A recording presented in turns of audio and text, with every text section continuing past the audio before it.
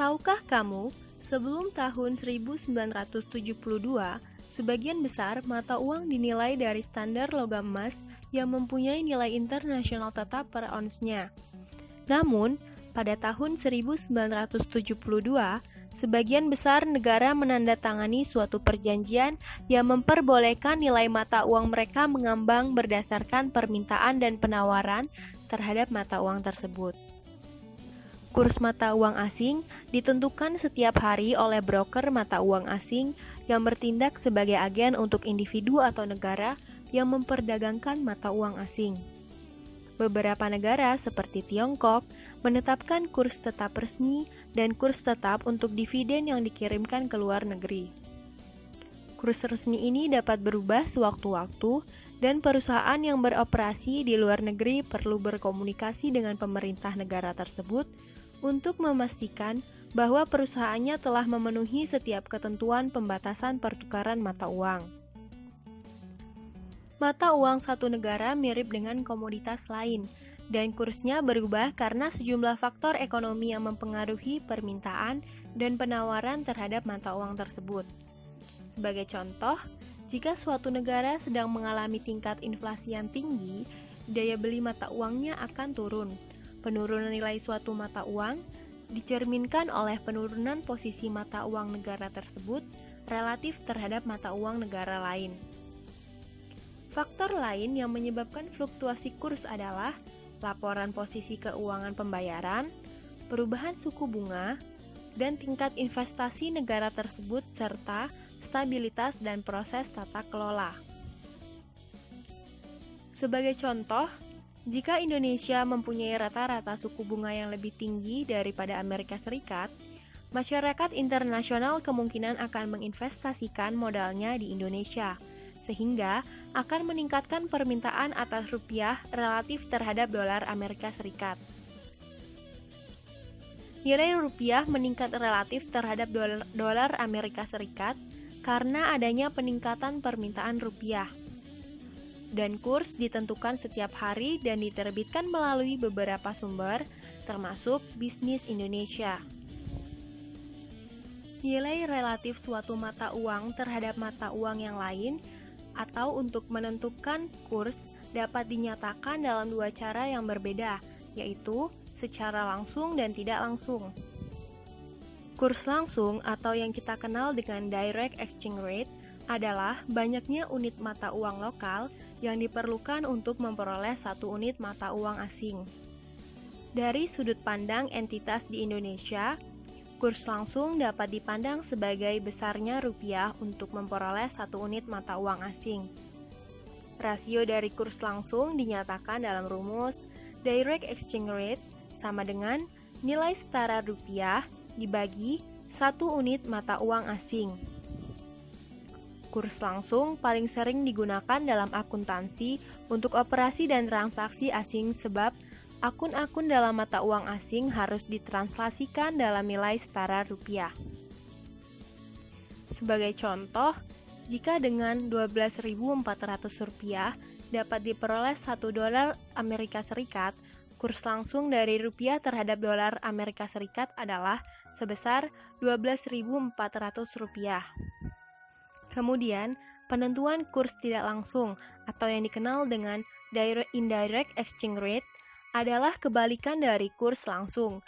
Dari sudut pandang entitas di Indonesia, kurs tidak langsung dinyatakan dalam rumus indirect exchange rate sama dengan 1 unit mata uang asing dibagi nilai setara rupiah. Sebagai contoh kurs tidak langsung untuk dolar Amerika Serikat yaitu 1 rupiah dibagi dengan 12.400 rupiah sama dengan 0,000806. Cara lain untuk merumuskannya yaitu indirect exchange rate sama dengan jumlah unit mata uang asing dibagi 1 rupiah. 0,000806 rupiah dibagi 1 rupiah. Oleh karena itu, kurs tidak langsung sebesar 0,000806 dolar Amerika Serikat sama dengan 1 rupiah menunjukkan banyaknya unit mata uang asing yang dapat diperoleh dengan Rp1. Pada kenyataannya, surat kabar bisnis dan orang yang berpergian keluar Indonesia seringkali menggunakan kurs tidak langsung, karena dianggap lebih mudah penggunaannya. Perubahan kurs. Perubahan kurs mengacu pada semakin menguat atau melemahnya suatu mata uang dibandingkan dengan mata uang yang lain. Sebagai contoh, kurs rupiah terhadap dolar Amerika Serikat berubah sebagai berikut, seperti terlihat pada tabel di bawah ini.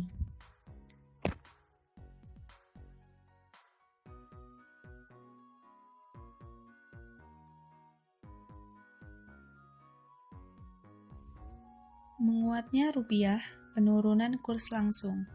Antara Januari 2011 sampai Maret 2011, kurs langsung turun dari Rp9.032 sama dengan $1. Ini menunjukkan bahwa lebih sedikit mata uang rupiah yang diperlukan untuk memperoleh $1.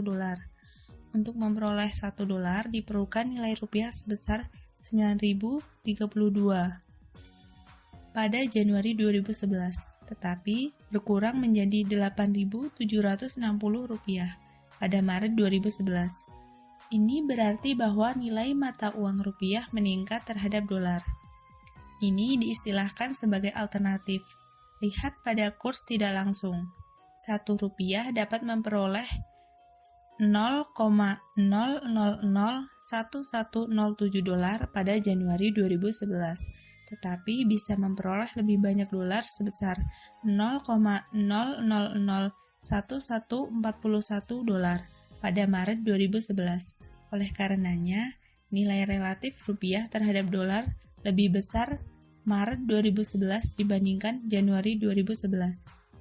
Ingat bahwa menguatnya rupiah berarti lebih sedikit mata uang rupiah yang diperlukan untuk memperoleh 1 unit mata uang asing dan Rp1 memperoleh lebih banyak unit mata uang asing.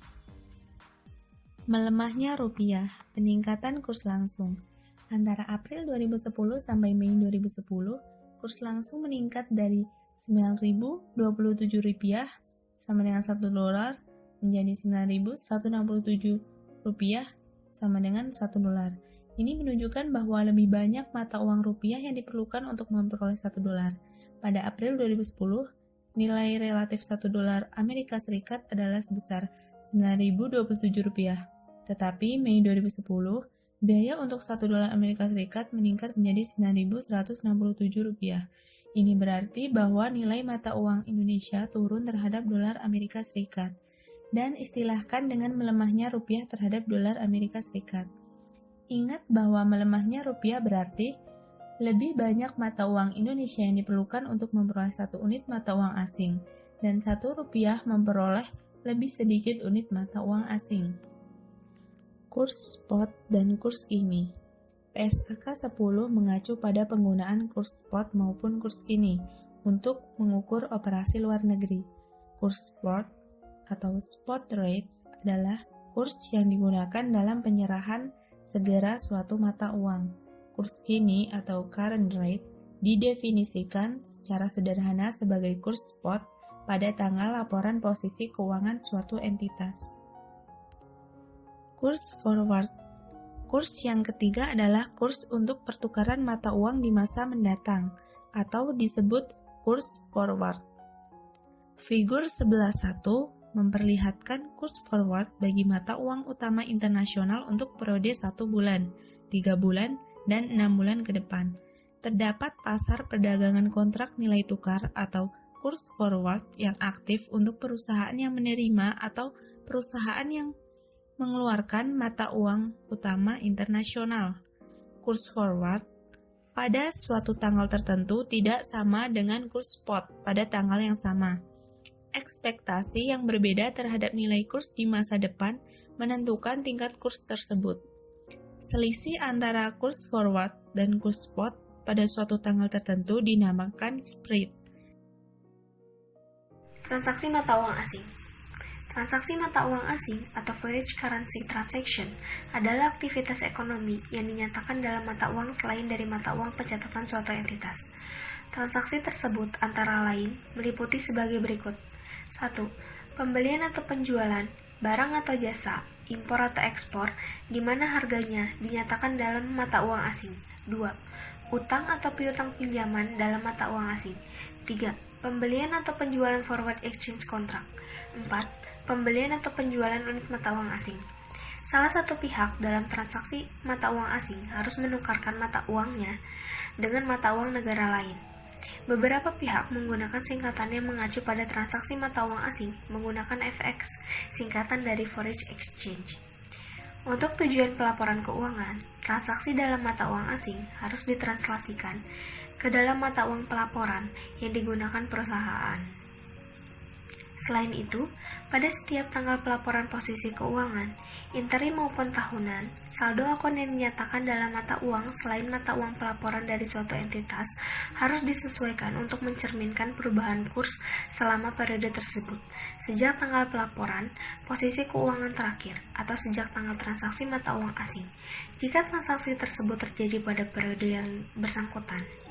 Penyesuaian ini menyatakan kembali akun mata uang asing dalam nilai setara dolar Amerika Serikat pada tanggal laporan posisi keuangan.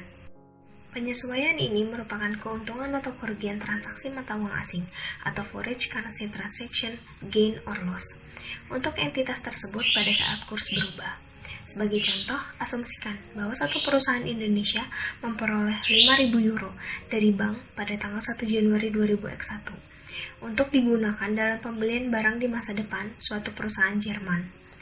Kurs langsung sebesar Rp14.200.000 sama dengan 1 euro, sehingga perusahaan membayar bank sebesar Rp71.000.000 untuk 5.000 euro.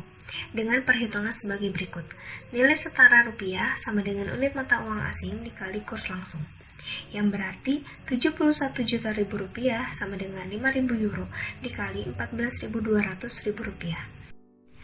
Jurnal berikut mencatat pertukaran mata uang tersebut 1 Januari 2001. Di bagian kredit terdapat unit mata uang asing sebesar Rp71 juta dan di bagian kredit terdapat kas sebesar Rp71 juta. Tanda dalam kurung digunakan di sini setelah akun debit untuk menunjukkan bahwa nilai aset tersebut adalah dalam euro Eropa, tetapi dicatat dan dilaporkan dalam nilai setara rupiah untuk tujuan akuntansi. Pada tanggal 1 Juli 2001, kurs sebesar Rp14.100.000 menjadi setara dengan 1 euro, sebagaimana disajikan dalam rentang waktu berikut. 1 Januari 2001 memperoleh euro dengan kurs langsung sebesar Rp14.200.000 dan 1 Juli 2001 kurs langsung sebesar Rp14.100.000. Kurs langsung mengalami penurunan yang mencerminkan bahwa rupiah menguat. Pada tanggal 1 Juli, semakin sedikit mata uang rupiah yang diperlukan untuk memperoleh 1 euro dibandingkan pada tanggal 1 Januari. Jika rupiah menguat, maka euro melemah. Dengan memiliki euro selama euro tersebut melemah terhadap rupiah, maka perusahaan mengalami kerugian transaksi mata uang asing sebagai berikut. Transaksi ekspor-impor dalam mata uang asing. Utang dan piutang yang timbul dari transaksi dalam mata uang asing dengan entitas luar negeri harus diukur dan dinyatakan dalam mata uang asing, harus diukur dan dicatat oleh entitas Amerika Serikat dalam mata uang yang digunakan untuk pencatatan akuntansinya, yaitu rupiah. Kurs yang relevan bagi penyelesaian transaksi dalam suatu uang asing adalah kurs spot pada tanggal penyelesaian. Gambaran umum atas akuntansi yang diharuskan untuk transaksi impor atau ekspor dalam mata uang asing secara kredit adalah sebagai berikut. 1. Tanggal transaksi. 2. Tanggal laporan posisi keuangan. 3. Tanggal penyelesaian. Proses penyesuaian ini dilakukan sebab PSAK mengadopsi apa yang disebut sebagai pendekatan dua transaksi. Ilustrasi transaksi pembelian dari luar negeri. Figur 11 strip 3 mengilustrasikan ayat jurnal yang digunakan untuk mengukur dan mencatat pembelian barang dari pemasok luar negeri, baik dalam mata uang lokal maupun dalam mata uang asing. Pada sisi kiri figur 11 strip 3, transaksi dilakukan dalam rupiah, mata uang yang digunakan dalam pencatatan dan pelaporan perusahaan. Sedangkan pada sisi kanan, transaksi dinyatakan dalam yen Jepang. Informasi berikut ini menggambarkan kasus tersebut.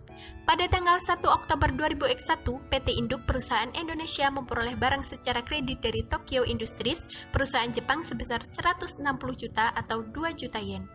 PT Induk menyusun laporan keuangan pada akhir tahun per 31 Desember 2001. Penyelesaian utang dilakukan pada tanggal 1 April 2002. Kurs spot langsung untuk nilai setara rupiah dari 1 yen adalah sebagai berikut.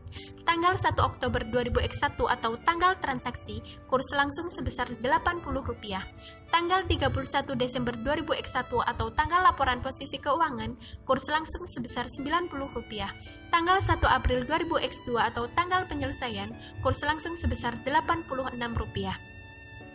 Pada tanggal 1 Oktober 2001, pembelian dicatat di pembukuan PT Induk, nilai setara rupiah dari 2 juta yen pada tanggal tersebut adalah sebesar 160 juta rupiah. Pada tanggal laporan posisi keuangan 31 Desember 2001, utang dalam mata uang asing harus disesuaikan menjadi nilai setara rupiah. Kurs langsung yang meningkat sejak tanggal pembelian menunjukkan bahwa rupiah melemah relatif terhadap yen. Oleh karena itu, pada tanggal 31 Desember 2001 diperlukan 180 juta rupiah untuk memperoleh 2 juta yen. Sedangkan pada tanggal 1 Oktober 2001 hanya diperlukan 160 juta rupiah untuk memperoleh 2 juta yen. Peningkatan kurs ini menyebabkan pengakuan kerugian transaksi mata uang asing sebesar 20 juta rupiah. Jika transaksi tersebut dinyatakan dalam unit mata uang asing yen, tidak ada jurnal yang perlu dibuat jika transaksi tersebut dinyatakan dalam rupiah, sebab PT Induk mempunyai liabilitas sebesar 160 juta rupiah, tidak bergantung pada perubahan kurs. Derivatif yang ditetapkan sebagai tujuan lindung nilai. PSAK 55 memberikan persyaratan khusus untuk mengklarifikasikan derivatif untuk tujuan lindung nilai. Akuntansi lindung nilai dapat saling hapus laba rugi dari item yang dilindungi nilai atau hajat item dengan kerugian atau keuntungan pada instrumen lindung nilai. Lindung nilai dapat digunakan untuk 1. Resiko kurs mata uang asing di mana kurs mata uang berubah dari waktu ke waktu. 2. Risiko tingkat bunga khususnya bagi perusahaan yang mempunyai instrumen utang kurs variabel. Dan 3. Risiko komoditas yang mempunyai harga komoditas berjangka yang mungkin dapat berbeda dari harga spot. Agar instrumen derivatif dapat memenuhi syarat sebagai instrumen lindung nilai, jika dan hanya jika seluruh kriteria berikut ini terpenuhi. 1. Pada awal lindung nilai terdapat penandaan dan dokumentasi dari hubungan lindung nilai dan tujuan manajemen resiko, entitas, dan strategi untuk melakukan lindung nilai. 2. Lindung nilai diharapkan efektif dapat saling menghapus dengan perubahan nilai wajar atau arus kas yang dapat didistribusikan pada resiko yang akan dilindung nilai, dan strategi manajemen resiko harus konsisten dengan dokumentasi awal untuk hubungan lindung nilai tertentu. 3. Untuk lindung nilai arus kas, transaksi yang diperkirakan sebagai subjek lindung nilai harus dapat memiliki kemungkinan yang sangat tinggi atau highly probable dan harus menyajikan adanya exposure terhadap variasi arus kas yang pada akhirnya dapat memengaruhi laba atau rugi. 4. Efektivitas lindung nilai harus dihitung dengan andal. Nilai wajar atau arus kas dari item yang dilindungi nilai dapat didistribusikan pada resiko yang dilindungi nilai, dan nilai wajar dari instrumen lindung nilai tersebut dapat dihitung dengan andal. Derivatif yang memenuhi persyaratan untuk lindung nilai dan yang telah ditentukan oleh manajemen perusahaan dicatat sesuai dengan PSAK 55 adalah sebagai berikut. 1. Lindung nilai atas nilai wajar atau fair value hedges, sebuah lindung nilai dari exposure terhadap perubahan nilai wajar aset atau liabilitas yang diakui atau komitmen pasti atau firm commitment yang belum diakui sebelumnya untuk membeli atau menjual aset pada harga tetap atau porsi tertentu seperti aset, liabilitas, atau komitmen yang dapat dikaitkan dengan risiko tertentu dan dapat mempengaruhi laba rugi. Lindung nilai arus kas atau cash value hedges, sebuah lindung nilai dari exposure terhadap variabilitas arus kas yang dapat didistribusikan ke resiko tertentu yang berhubungan dengan aset atau liabilitas yang diakui atau transaksi yang diperkirakan yang sangat mungkin terjadi dan dapat mempengaruhi laba rugi. 3. Lindung nilai dari investasi neto dalam operasi luar negeri. Derivatif yang ditujukan sebagai lindung nilai untuk jenis exposure mata uang asing ini mempunyai keuntungan dan kerugian yang dilaporkan dalam penghasilan komprehensif lain sebagai bagian dari penyesuaian transaksi kumulatif. Forward exchange contract. Perusahaan yang beroperasi di mancanegara seringkali menggunakan forward exchange contract dengan pedagang perantara atau broker mata uang asing untuk menukarkan berbagai mata uang pada kurs dan tanggal tertentu di masa akan datang. Forward exchange contract ini diperoleh dari broker mata uang asing. Forward exchange contract ini dapat berupa perolehan mata uang asing atau penyerahan mata uang asing pada tanggal tertentu di masa akan datang, atau yang disebut dengan tanggal kadaluarsa atau expiration date.